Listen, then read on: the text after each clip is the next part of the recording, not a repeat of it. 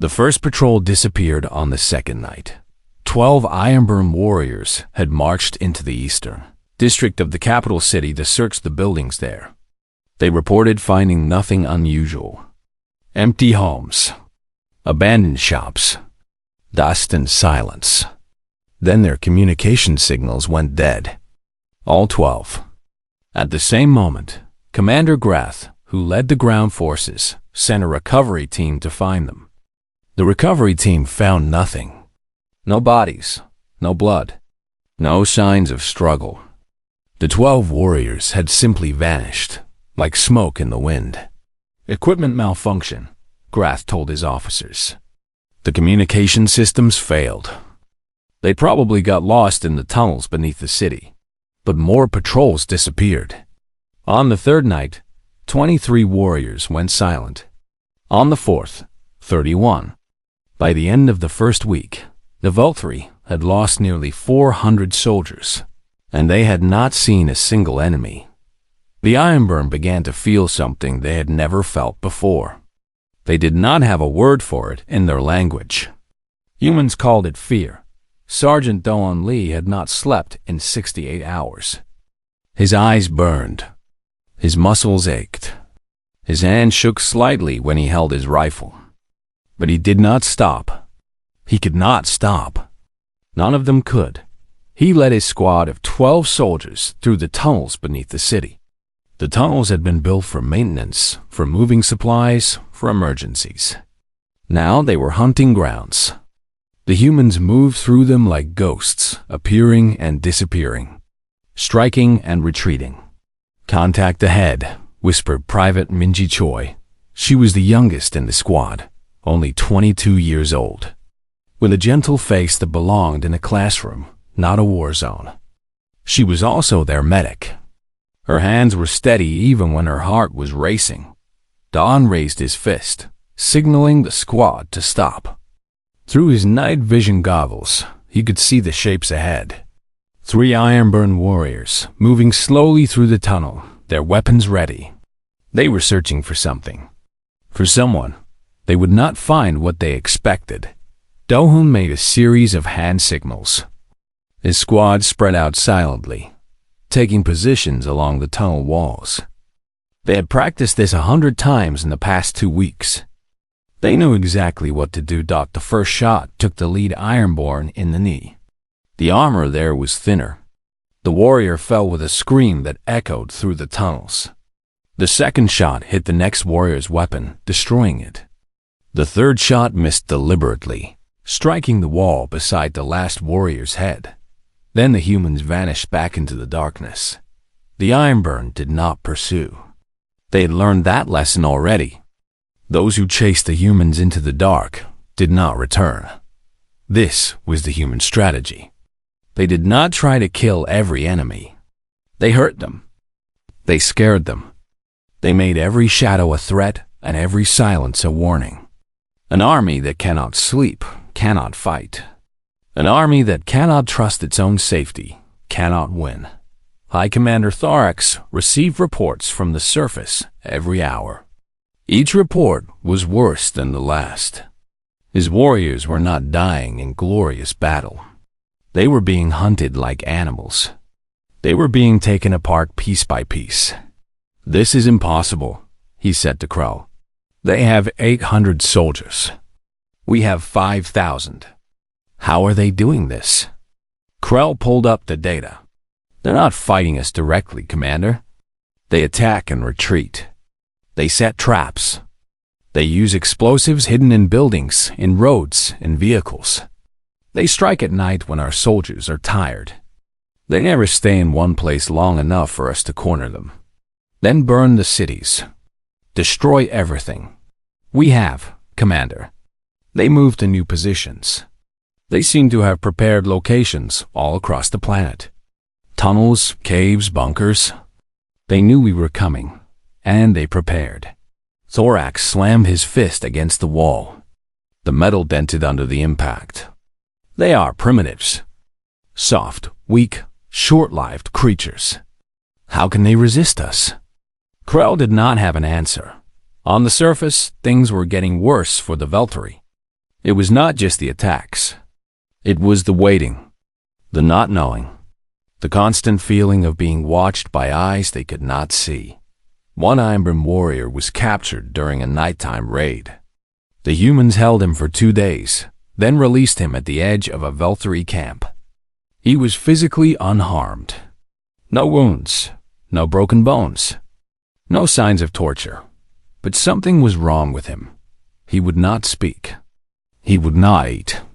He sat in the corner of his tent and stared at nothing. When other warriors approached him, he flinched away. When they asked what the humans had done to him, he just shook his head and whispered words no one could understand. What did they do to him? Commander Grath demanded.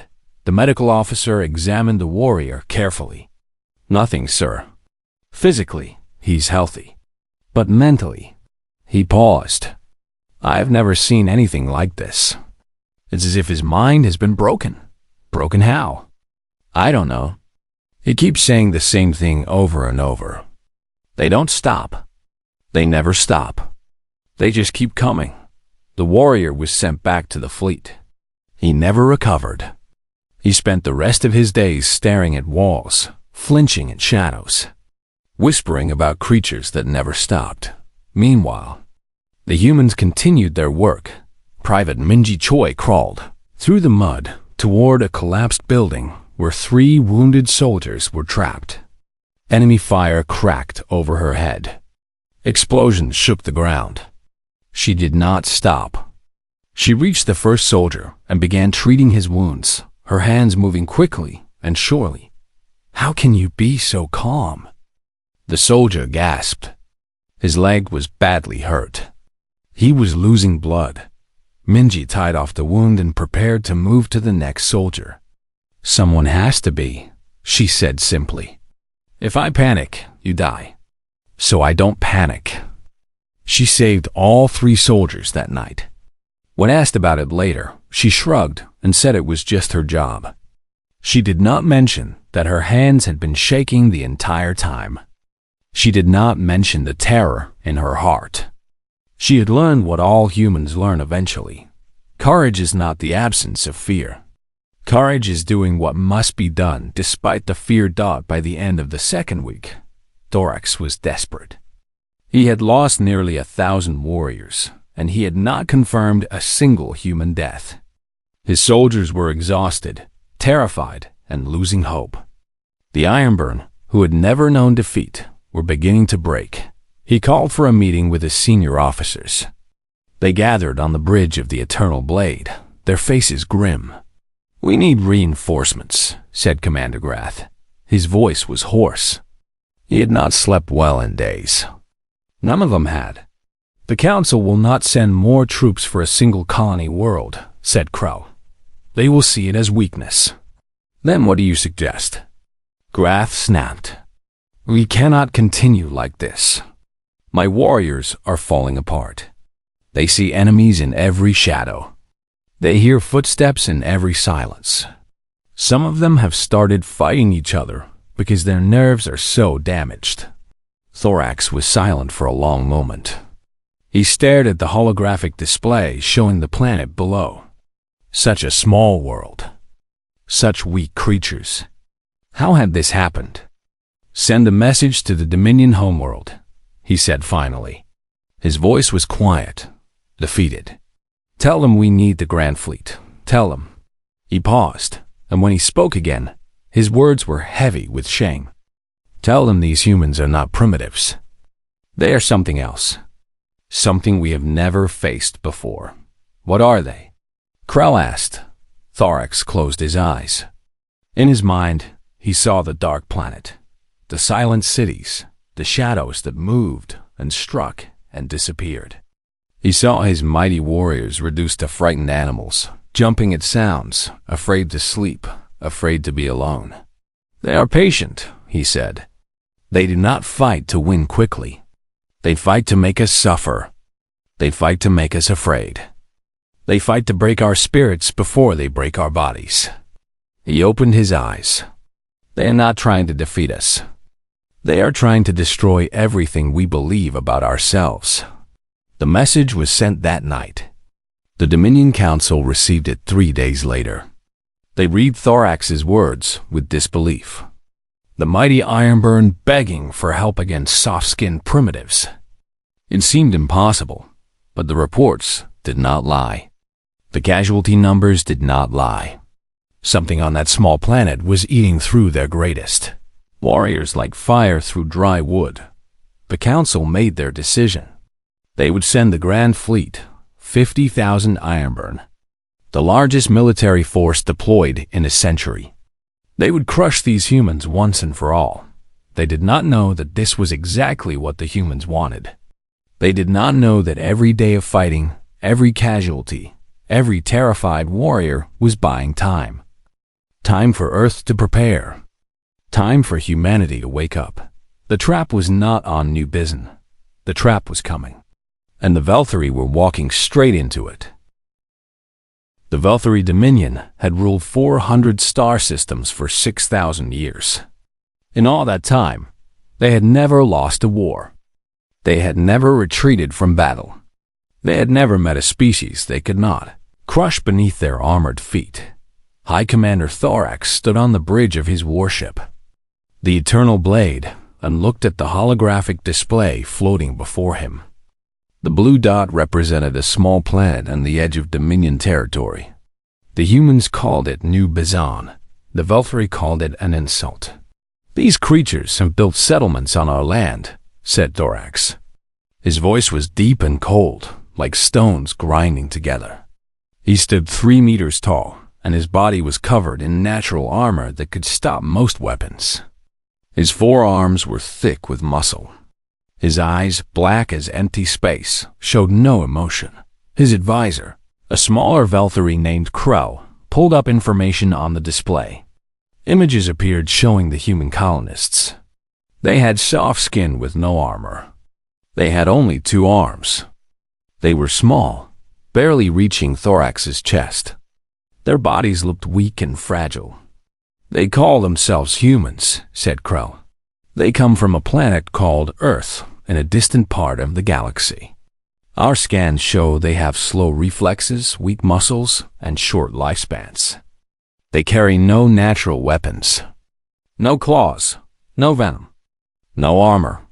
Thorax made a sound of disgust. How did such pathetic creatures survive long enough to reach the stars? "Unknown, Commander. Perhaps their homeworld had no predators." The Velthari Council had already made their decision. These humans had taken Dominion territory.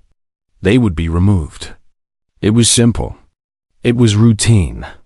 Thorax had done this 100 times before with 100 different species. "Send the 9th Ironborn Legion," said Thorax. 5,000 warriors should be more than enough to clean this world.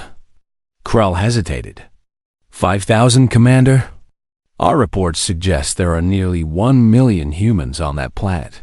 And how many soldiers? Approximately 800. Thorax laughed. It was not a pleasant sound. 800 soldiers against 5,000 Ironburn. This will not be a battle. It will be a mercy killing. The Ironburn were the greatest warriors the Dominion had ever created. They were genetically engineered for combat. They were stronger, faster, and tougher than any natural Velthari. Each one was worth 50 ordinary soldiers. They had never been defeated in open battle. The fleet departed 3 days later. 40 warships carrying 5,000 of the deadliest soldiers in the galaxy. They would arrive at New Bizen in 2 weeks. Thorax expected to receive news of victory within days of their landing. He was wrong. On the planet below, life continued as normal for the human colonists.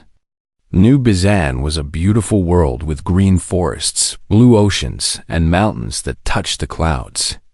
The colony was only 30 years old, but it had grown quickly. Cities dotted the landscape.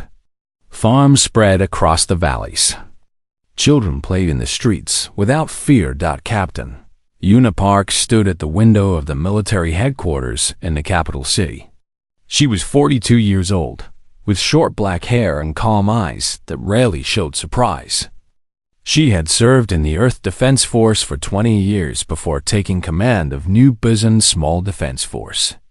It was supposed to be a quiet assignment, a place to finish her career in peace. The message from Earth Command had arrived that morning. An alien fleet was coming. The Velthari Dominion. 40 warships. 5,000 elite warriors. Estimated arrival, 14 days. Her second-in-command, Major Taiho Kim, stood beside her. He was younger than her by 10 years, tall and thin, with a face that usually wore a friendly smile. He was not smiling now. 800 soldiers against 5,000, he said quietly. And they're sending Ironburn. I've read the reports on them. They're monsters. Yuna did not turn from the window. Have you ever heard of the Battle of Thermopylae, Taiho? Ancient history. 300 soldiers held a mountain pass against a massive army. They lost. Yes, they all died. Yuna finally turned to look at him. Her eyes were steady, but the enemy remembered them forever, and their sacrifice gave others time to prepare. She paused. We're not going to lose, Taiho, but even if we do, we're going to make them remember us. Taiho studied her face. He had known her for 5 years. He had never seen fear in her eyes. He did not see it now. What he saw was something else. Something that made him stand a little straighter. What do you need me to do? He asked. Begin evacuations of the civilian population to the mountain shelters. Move all weapons and supplies to secondary locations. I want every soldier trained in guerrilla tactics within the week. She turned back to the window. And turn off every light in every city. When they arrive, I want them to see nothing but darkness. Over the next 2 weeks, New Bizon transformed. On the surface, nothing seemed to change. The cities stood empty and silent. The farms were abandoned. The roads were clear. But beneath the surface, in tunnels and caves and hidden bunkers, the humans prepared. They did not prepare for victory. They prepared for something else. Something the Velthari had never encountered before. They prepared to be patient. The Velthari fleet arrived on a quiet morning. 40 warships filled the sky like metal clouds. High Commander Thorax had come personally to watch the conquest. He stood on the bridge of the Eternal Blade and looked down at the planet below. Scan for life signs, he ordered. Scattered readings, Commander. The population appears to have moved underground. They're hiding. Thorax showed his teeth in what might have been a smile. Good. Fear is the correct response. He opened a communication channel that would broadcast across the entire planet. His voice echoed through empty streets and silent buildings. Humans of New Bizon, I am High Commander Thorax of the Velthari Dominion. You have settled on territory that belongs to us. You have 2 choices.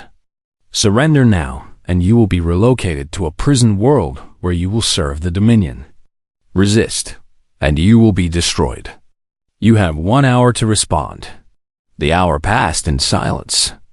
No response came. No white flags appeared. No desperate pleas for mercy. Thorax waited. Then he waited some more. The silence stretched on. Perhaps their communication systems are damaged, suggested Krell. Perhaps, said Thorax. But something felt wrong. A species facing extinction should beg. They should cry. They should do something. Then, all at once, every light on the planet went dark. The cities vanished into shadow. The roads disappeared. The whole world became black and silent, like a grave waiting to be filled. Krell checked his instruments with shaking hands. Commander, I'm detecting power signatures going offline across the planet. They're shutting everything down deliberately. Thorax stared at the dark world below. For the first time in many years, he felt something he did not recognize.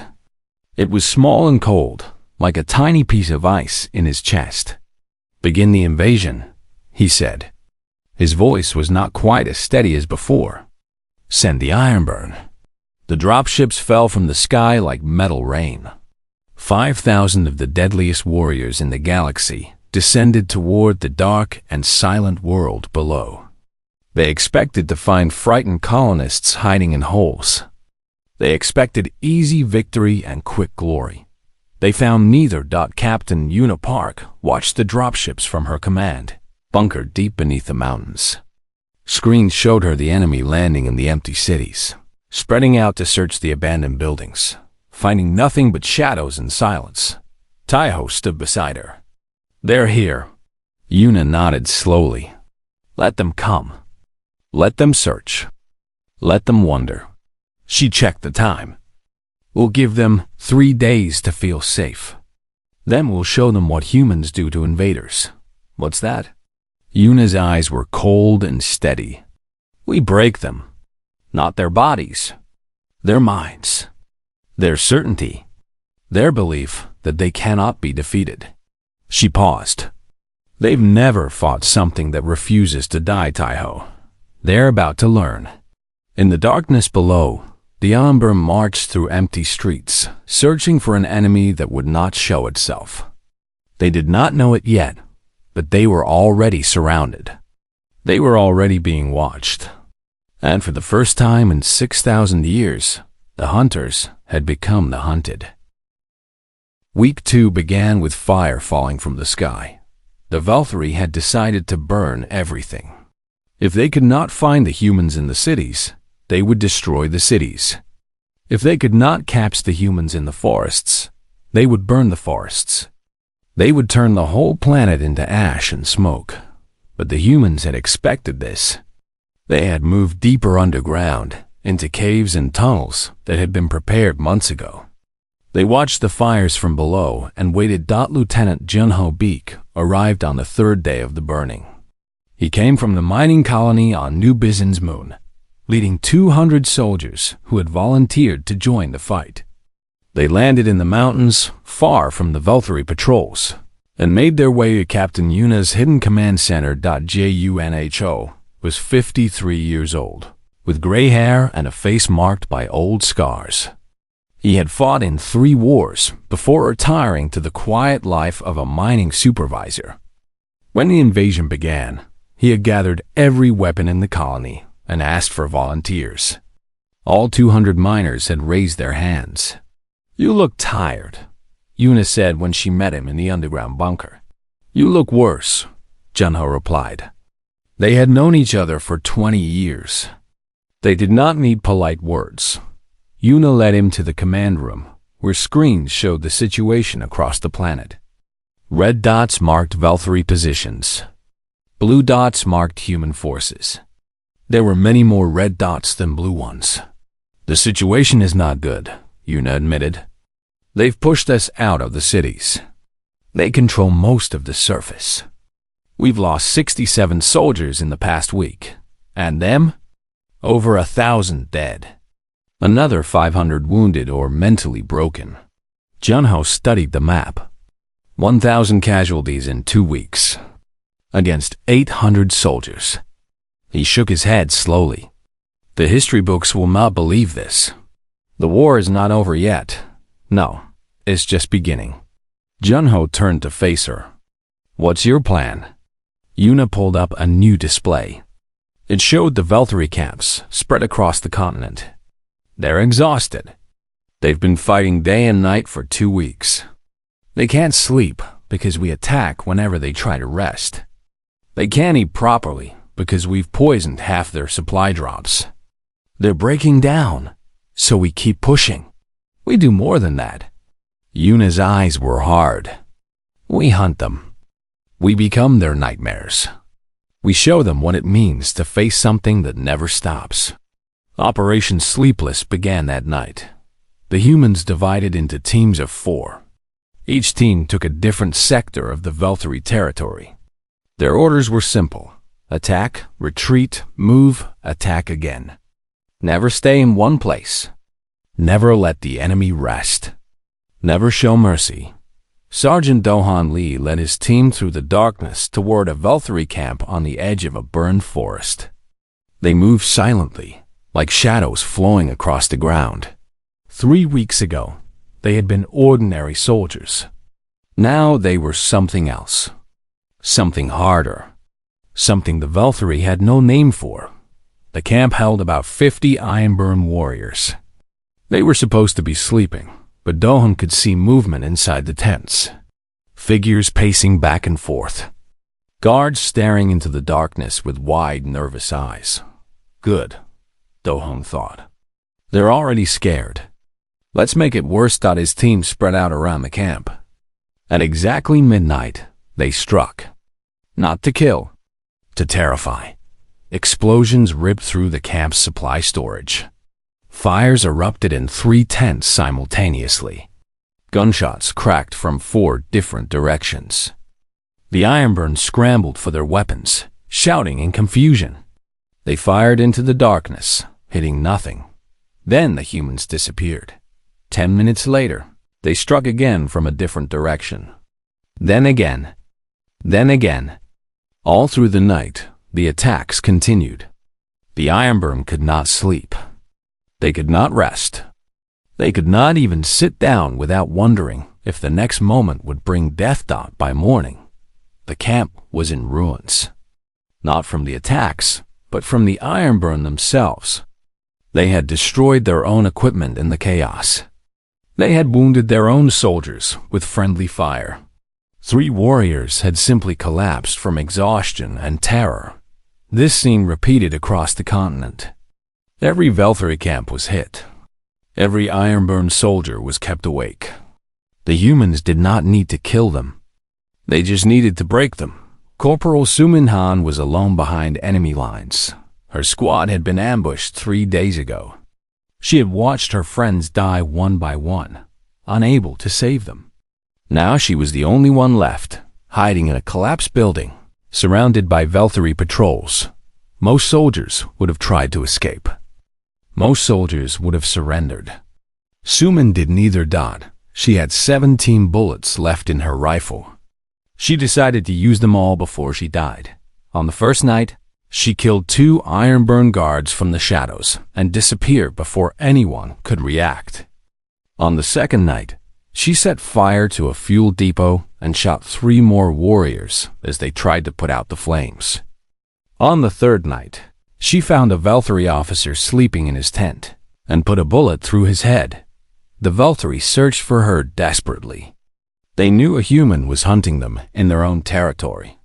They sent patrol after patrol to find her. They set traps. They used heat sensors and motion detectors. Sumin avoided them all. She moved through the ruins like a ghost, striking and vanishing, leaving nothing but bodies and fear. On the 4th day, a rescue team found her. She had 1 bullet left. Her face was covered in dirt and dried blood. Her eyes were hollow and distant. How many? Asked the rescue team leader. Sumin had to think for a moment. 17, she said. Her voice was flat, empty. 1 for each bullet. Except the last one. Why did you save the last one? Sumin looked at the bullet in her hand. I wasn't sure I would need it for myself. She was evacuated to the mountain bunker for medical treatment. The doctor said her body would recover. They were less sure about her mind. War changed people. What Sumin had done, what she had survived, would stay with her forever. But her story spread through the human forces like wildfire. A single soldier, alone and outgunned, had killed 17 elite warriors and survived. If 1 person could do that, what could 800 do? What could 1,000,000 do? High Commander Thorax received the news of the night attacks with growing horror. His forces were crumbling. Warriors who had never known fear were now afraid to close their eyes.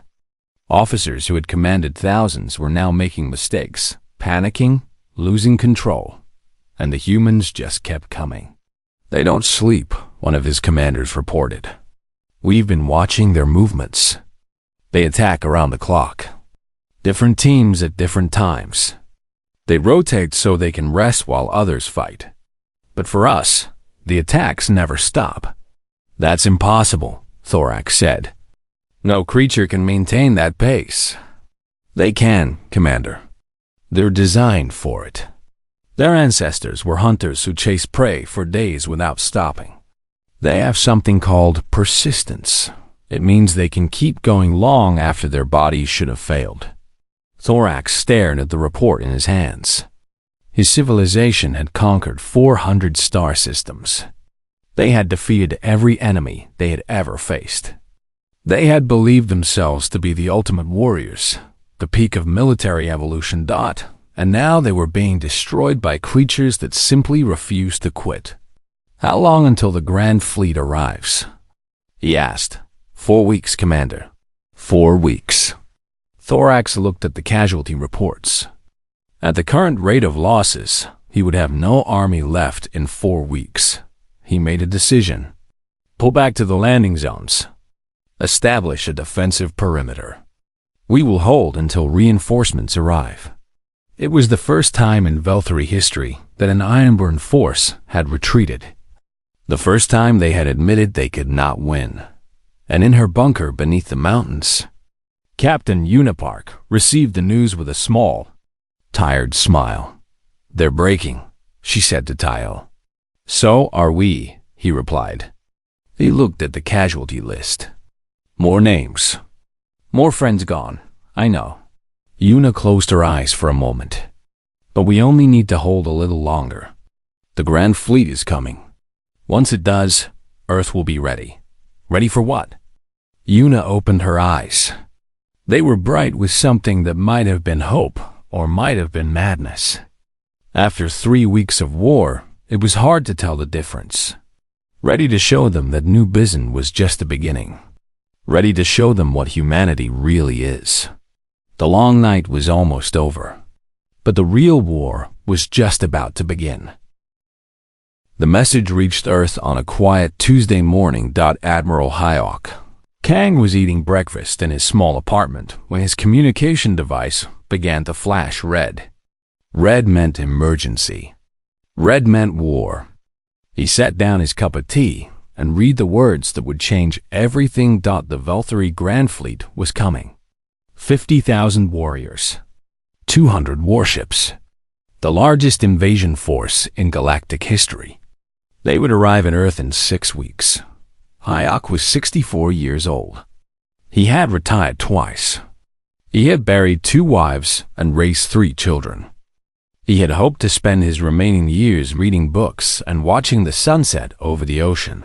Instead, he put on his uniform and went to war. The United Earth Coalition held an emergency meeting that same day. Leaders from every nation gathered in a vast chamber, their faces grim. The reports from New Bizon had reached them. They knew what the Veltari could do. They knew what was coming. We have 6 weeks, said the coalition president, a tired woman named Director Han Song. 6 weeks to prepare for an invasion force that outnumbers our entire military.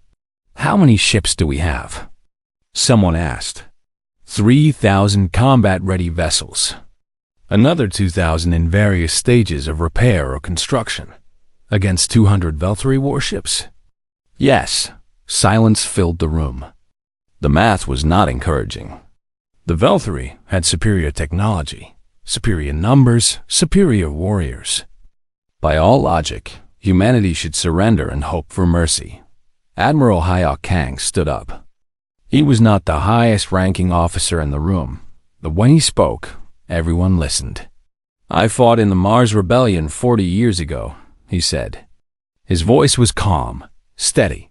We were outnumbered 5 to 1. We had old ships, outdated weapons, and half-trained crews. Everyone said we couldn't win. Did you win? Asked Director Song.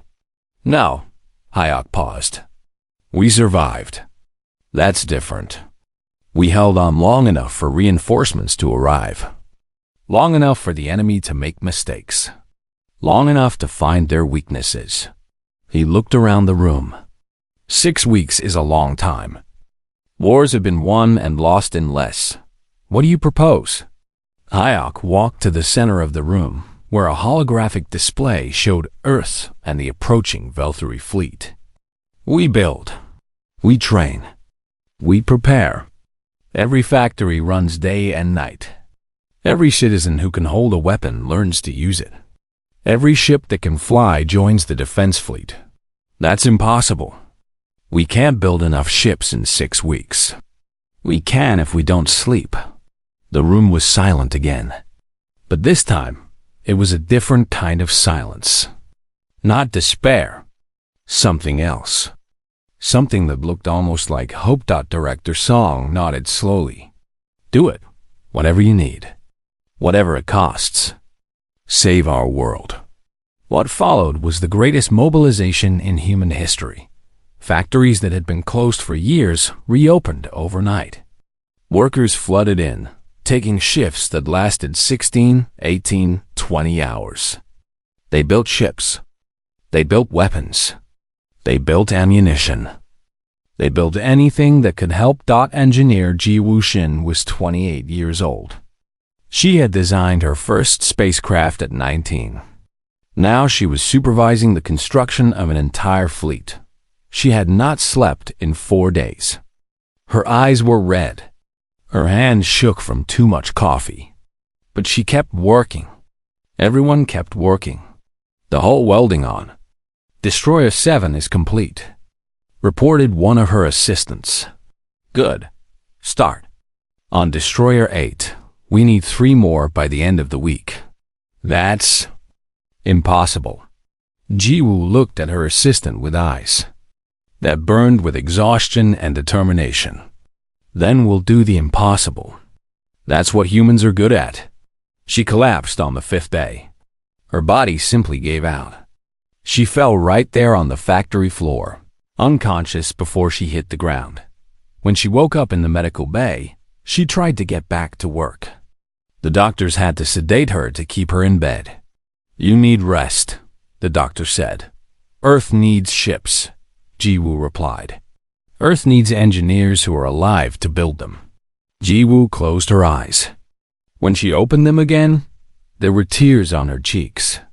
I dreamed about them, she whispered. The Veltri. In my dream, they were standing over the bodies of my family. My parents. My little brother. She looked at the doctor with something that was beyond fear. I can't let that happen. I won't let that happen. The doctor nodded slowly. Rest for 8 hours. Then you can go back. 4 hours. 6. Done. 6 hours later, Jiwoo was back on the factory floor. Around her, thousands of workers did the same. They worked until they dropped. Then they got up and worked some more. In 6 weeks, they built 7,000 new warships. Across the planet, civilians trained for combat. Farmers learned to shoot.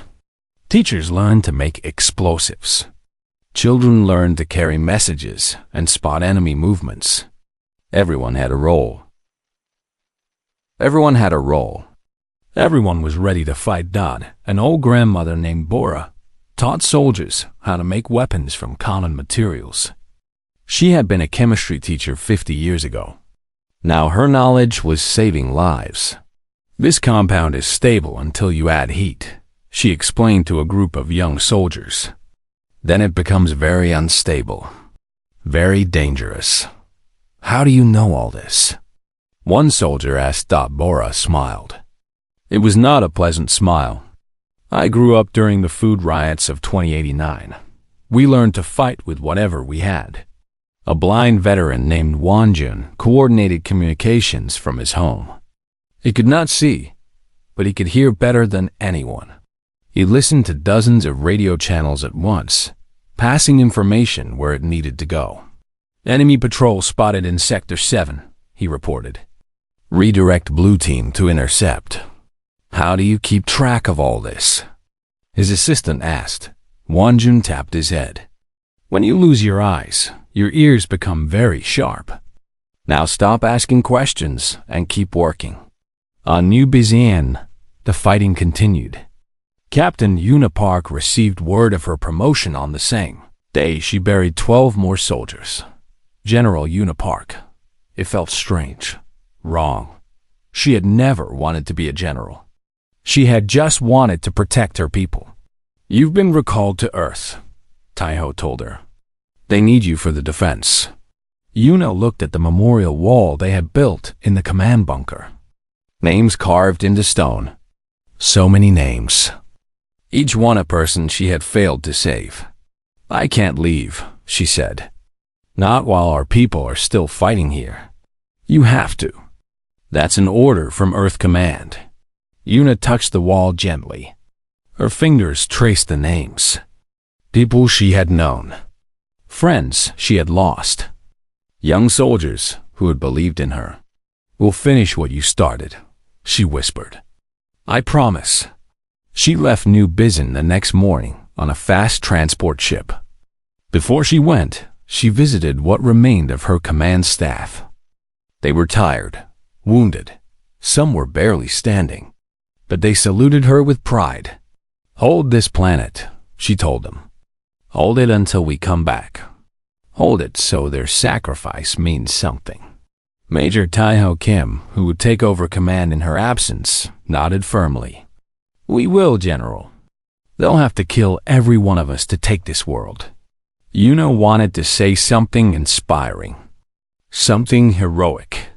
Instead, she just clasped his shoulder and said, Don't die, Taiho. I need you. Alive when this is over.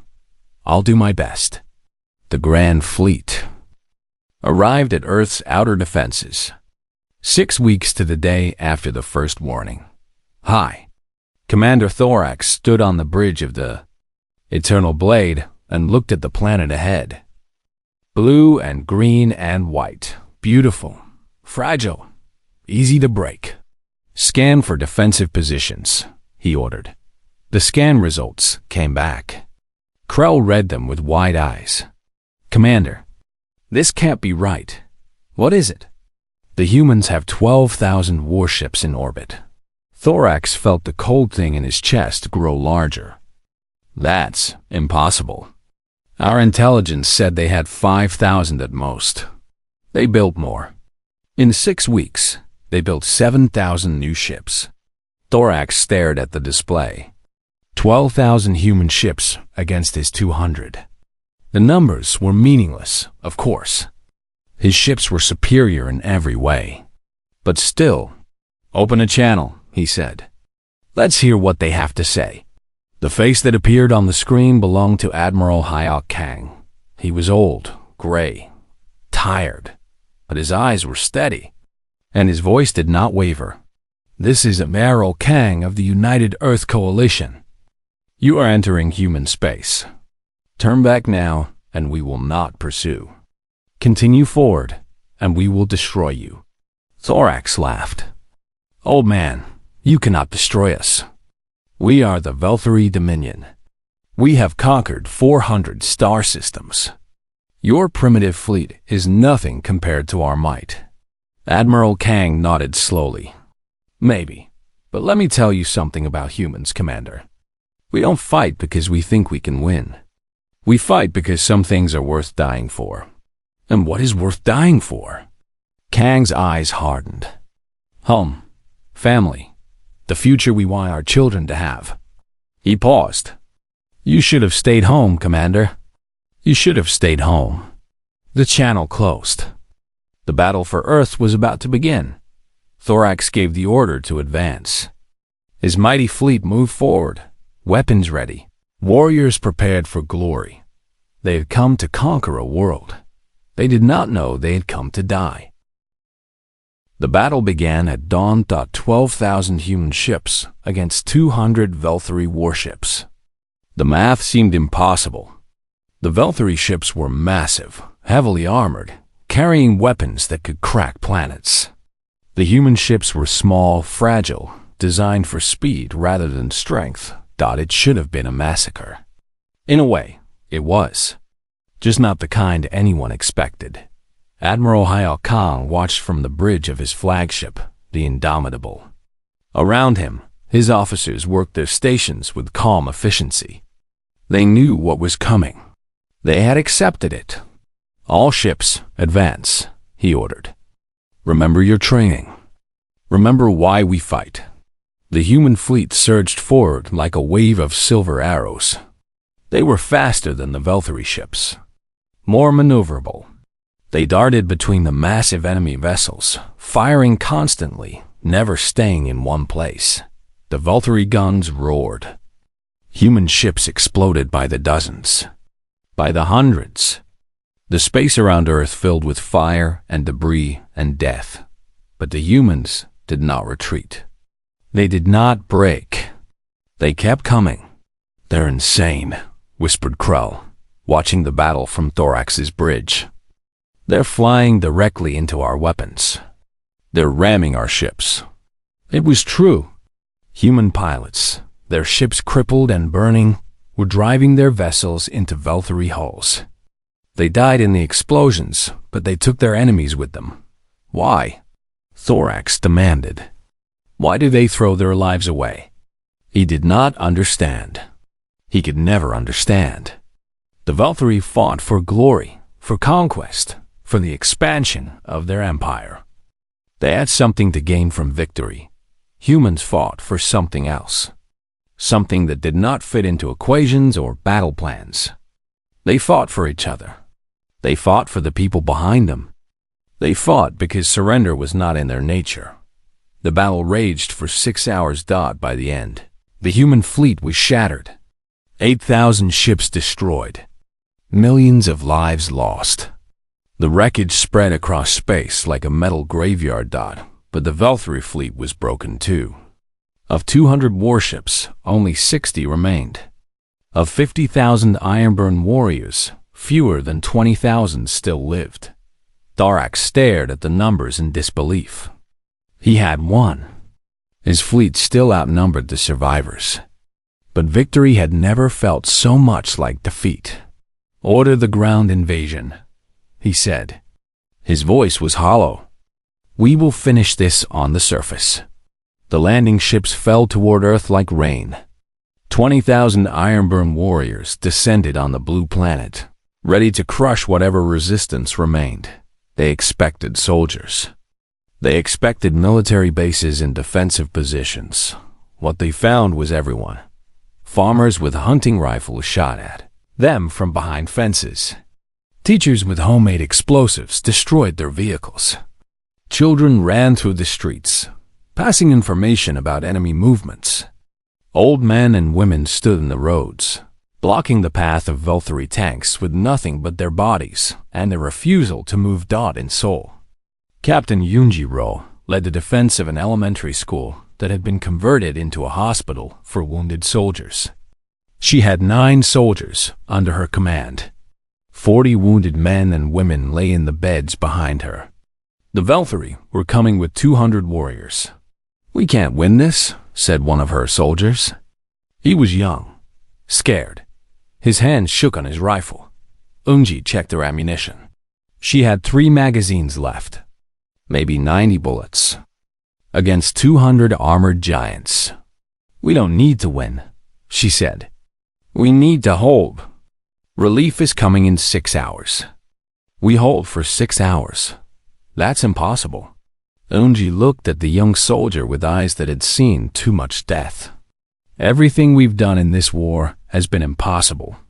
One more impossible thing won't kill us." She paused. "Well, it might kill us, but it won't stop us." The battle for the school lasted exactly 6 hours. When relief forces arrived, they found the building in ruins. 43 Valkyrie bodies lay scattered around the grounds. Inside, Yunji stood over the wounded, her rifle empty, her uniform soaked in blood that was not all her own. "You held," said the relief commander. Yunji collapsed into his arms.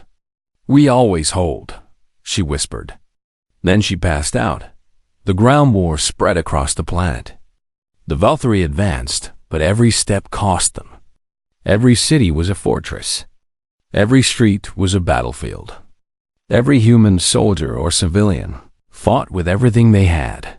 High Commander Thorax decided to end it personally. He took a strike team of his best warriors and pushed toward Earth's military command center. He believed that killing the human leaders would break their spirit and their resistance, finish the war. He fought his way through kilometers of destruction, His warriors fell around him. His armor was cracked and burned. But he kept going. He was Valtteri. He did not know how to stop. Finally, he reached the bunker. His remaining warriors blasted through the doors. They stormed inside, ready to kill whoever they found. General Una Park was waiting for them. She stood alone in the command room. Her uniform was torn. Her arm was wrapped in bloody bandages.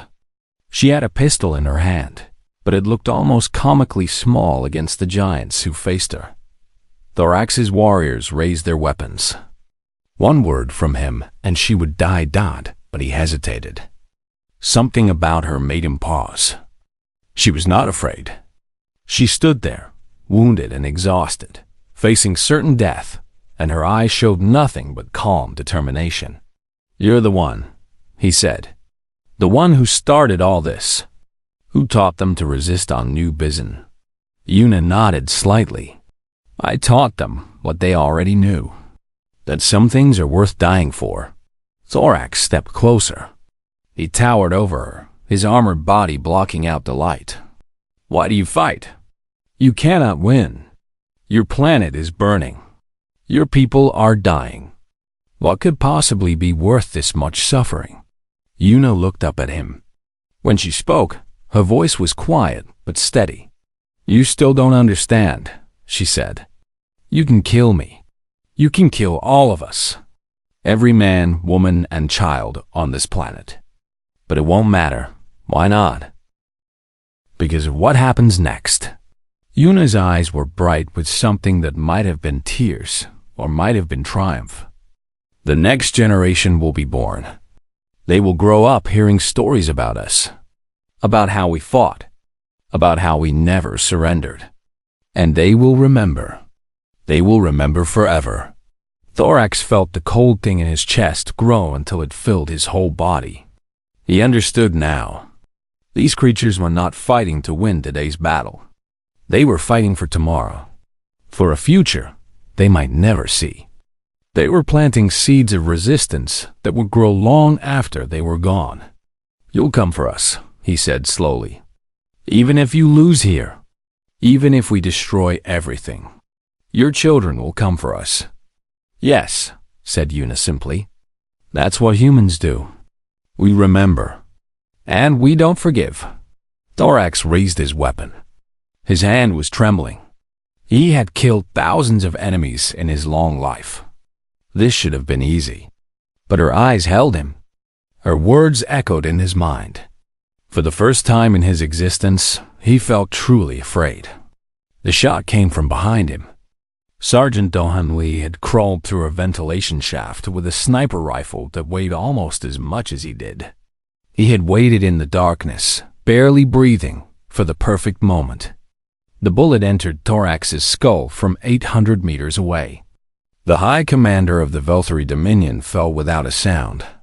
In the chaos that followed, Una's guards burst in and killed the remaining Valtteri warriors. But she barely noticed.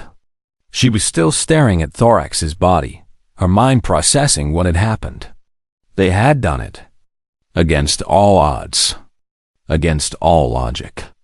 They had survived. The battle for Earth ended 3 days later. The remaining Valtteri forces, leaderless and broken, retreated to their ships and fled into space. Of the 55,000 warriors who had come to conquer humanity, fewer than 3,000 made it home. The Dominion Council received their report with horror and disbelief. They had sent the greatest military force in their history against a single species. They had been defeated, destroyed, humiliated. A message arrived from Earth a week later.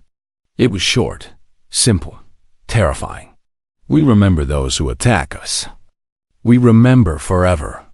Do not come back." The Valtteri never returned. 10 years passed. A Valtteri ambassador stood in the rebuilt city of Seoul, preparing to sign a peace treaty that would officially end all hostilities between their peoples. He was old and tired, and he carried the weight of a defeated empire on his shoulders. Beside him stood Taeho Kim, now a senior diplomat for the Earth Coalition. His hair was gray, his face lined with age and old sorrows. But he stood straight, and his eyes were calm. "I have a question," said the ambassador. "Something I have wondered for many years." "Ask," said Taiho. New Bizen was just a colony, a small world on the edge of your territory. Why did you fight so hard for it? You could have retreated. You could have saved your forces for the defense of Earth. Why sacrifice so much for so little? Taiho thought about the question for a long moment. He remembered the faces of the soldiers who had died on New Bizen. He remembered Yuna's words in the command bunker. He remembered Sergeant Don Lee and Private Minji Choi and Corporal Suman Han and all the others who had given everything. "Because they were ours," he said finally. "The people on New Bizen, the soldiers, the civilians, the children, they were ours. And we don't abandon our own."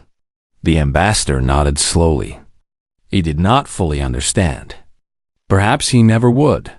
His people fought for territory, for resources, for power. The idea of fighting for people, simply because they belonged to you, was strange to him. But he was beginning to understand why his empire had lost. On New Bizen, a statue stood in the center of the rebuilt capital city. It was made of dark stone, carved with the names of the 847 humans who had died in the first invasion. Soldiers and civilians, young and old, people who had given their lives for a world that was worth dying for. Every day, visitors came to pay their respects. Humans left flowers and prayers. And sometimes, Velthari visitors came too. They stood before the names and bowed their heads, showing respect for warriors who had earned it. At the base of the statue, carved in letters that would last forever, were words that every human child learned. They came for our world. We gave them our answer. We remember. We endure. We never surrender. General Yuna Park visited the statue every year on the anniversary of the invasion. She was old now, her hair white, her body bent with age. But her eyes were still steady. Her spirit was still unbroken. She touched the names of the fallen gently. Old friends, brave soldiers, good people. "We did it," she whispered. "We helped, we survived. And they remember us." The wind blew across the rebuilt city, carrying the sounds of children playing and people laughing and life continuing. The war was over. The scars were healing. The future stretched out bright and endless. Humanity had faced the strongest warriors in the galaxy. They had been outmatched, outgunned, outnumbered, and they had won. Not because they were stronger, not because they were smarter, but because they had something no other species had ever shown. They had the will to keep fighting when fighting seemed hopeless. The courage to stand against impossible odds. The stubborn, unbreakable determination to protect what was theirs. That was the human way, and the galaxy would never forget it.